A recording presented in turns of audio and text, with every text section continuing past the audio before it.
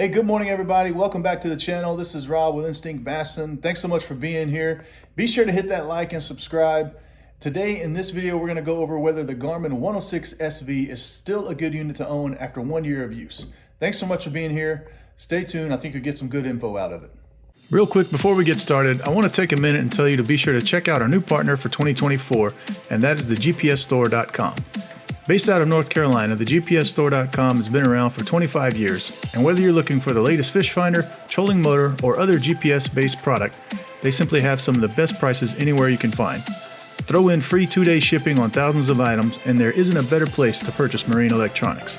I'll leave a link in the video description so you can check them out, as it's a great way to support the channel and get a great deal on a new piece of gear.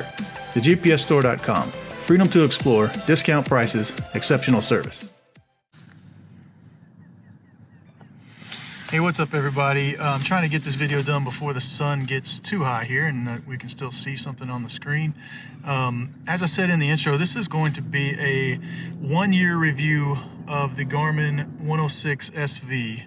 So I did an earlier review of this unit and said that I liked it a lot, obviously, but that was only after owning it for a couple of months. So I like to do another review once I've owned it for, a longer period of time, just because I feel it gives you a better idea of how good or bad the unit is. I'm going to go over some things that I like about this unit, and there's still a couple of things that I think could be done better, and I'll go over those as well. So the first thing that I do like about it is that these are the maps that come with it right out of the box. So I have not upgraded my maps at all. I feel it comes with very good mapping for standard features. These are the Ultra maps, obviously, so they're a little bit better than the standard Echomap ones. And then this unit, the Ultra units, have some other features you can do with mapping as well that I'll get into in a minute. But I am impressed by the maps that come with them out of the box. You can, of course, upgrade them to Navionics Vision Plus for even more detail and that type of thing.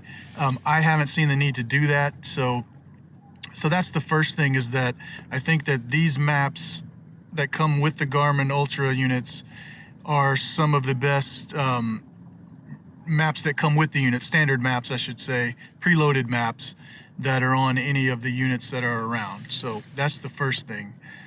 One of the other things that I like about the mapping feature of these is that you can do what's called auto guidance.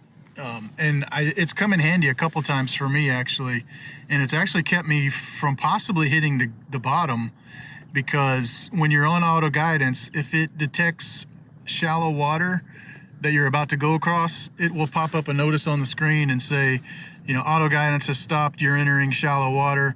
And so I stopped it, realizing that I was just barely off the track. So once I got back on the track, the shallow alarm went away and I was able to follow that auto guidance again. But that's just a really cool feature. I'm obviously not going to show that here for safety reasons, but if we want to use the auto guidance feature, let me just zoom out some here. And let's say I just want to go over to here. I'm going to hit navigate to, and then auto guidance, and it's going to automatically build that route. You can see that magenta line there. This is, of course, a easy route. And then you can also go over some hazards that might be in the way here, like this one right here. Path violates user specified safe depth settings. So I have the depth, I think, set to 2 or 3 feet on this unit, so it'll tell you that it gets shallow on that route. And then you can adjust the path if you want to compensate for that, like that. Okay, I'm just going to cancel that. So that's just some of the features that I think that on the mapping options that this unit comes with are still very good, even after owning it a year. There's, of course, better options you can get, but you have to pay for them. But I think out of the box, the maps that come with this are very good, and they're certainly usable. I'm going to hit stop panning. Okay, so I had to start the big motor to really show this, and that is the next thing I like about this unit is the resolution on it. I think it's very good resolution for the amount that you buy, especially if you get it on sale, and even if not, really, it's still great resolution. I don't have the exact specifications with me right now of what it is, but it's on par with, you know, even more expensive units. And if I was going to get a unit for Livescope, this would probably want to be the minimum resolution unit that I would want to look at. Some of the GPS map units are higher resolution, and so those may even be better, but they're also going to cost you more as well. Let me go to side view here because you can probably see it a little bit better. I'm in pretty shallow water, so it may not be a great demonstration purpose. And I'll see if I can block the sun at all. Not really. But just the unit, you know, has great resolution for what you're getting. You can see these look like beds here, which I may come back and fish here in a minute. I'm actually pre-fishing for a tournament, but I wanted to get this video knocked out for you guys. So just keep that in mind when you're looking at units. Check out the resolution. The reason the resolution is important is because it allows you just to make out better detail, and sometimes fish are very small on these units. And so these type of things, like these beds here, would be harder to see if the resolution wasn't as good.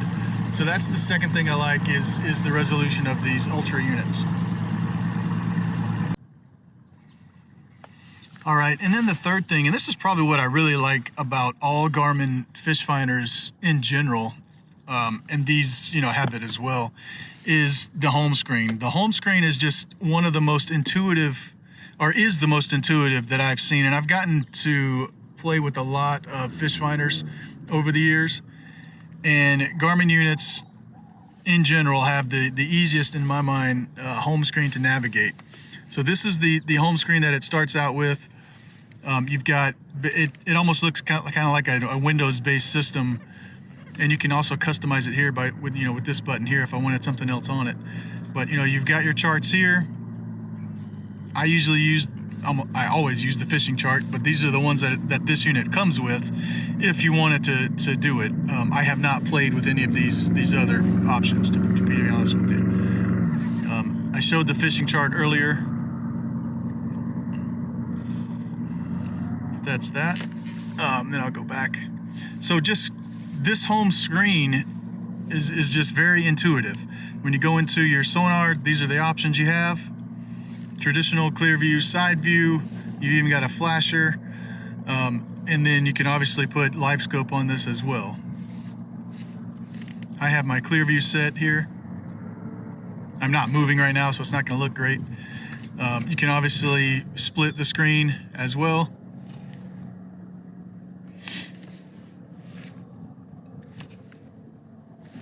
These are just some of the options.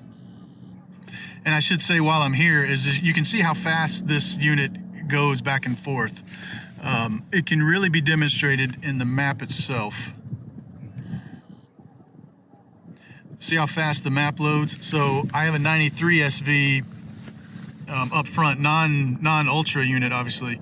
It's one of the older ones.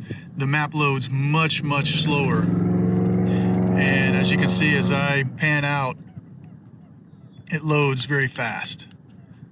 You know, the other one would have taken several, I don't want to say minutes, but it would have definitely taken a lot longer to load like that. So the processor speed of these units is another thing I like.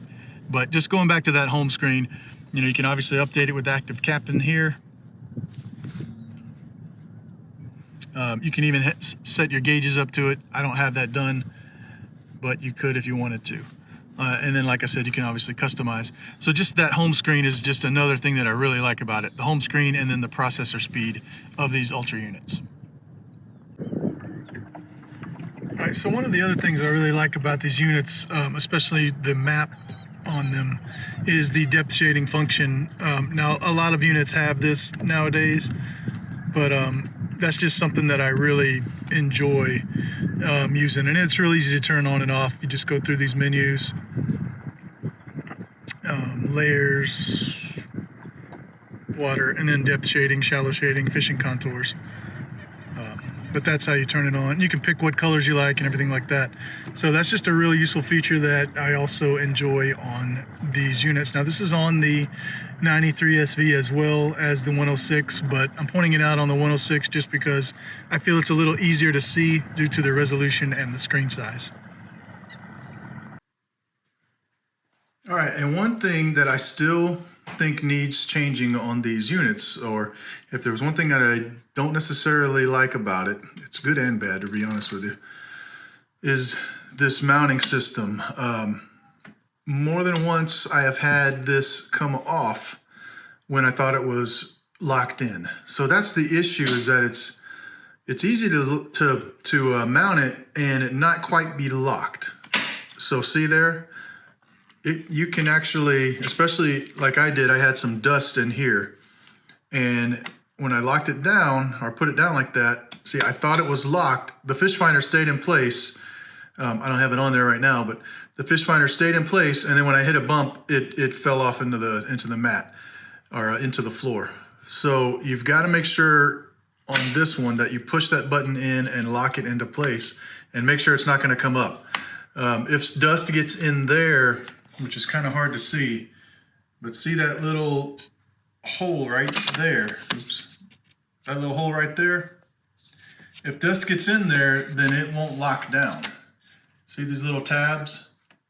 That's what goes in those holes. And see, if I push there, or if there's some dust in there, it won't quite go in, and the unit can fall off. So that's probably one thing that I don't want to say I don't like it, because I do like that you can remove the unit and it is solid once you put it on right.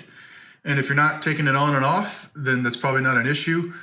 But you definitely want to make sure that it's good and strapped down before you make a long run, and I definitely recommend taking it off like I do now to ride down the road with, especially if it's a long trip, or at least locking it down and then doing like I've done with these. And these are just some big rubber bands that I showed in one of my shorts videos, putting some big rubber bands on it when you have the cover on it. That way, just in case you don't lock it down all the way, it's not going to go anywhere. These I've talked about before, how that system needed to change, but on the 106, if there was something, of a gripe, it would be that it's not that it doesn't work, it's just easy to sometimes think that it's locked and it's not. It'd be better if, if you had some kind of better indication to know whether it's locked or not. So just be careful with that. So a while back I did a video on the Garmin 106 SV and ways to save money on that if you plan on purchasing it. Be sure to check that out right here. Thanks so much for watching this video. Be sure to stay tuned for the next one. Again, this is Rob with Instinct Bassin. Trust your gut, and I'll see you on the water.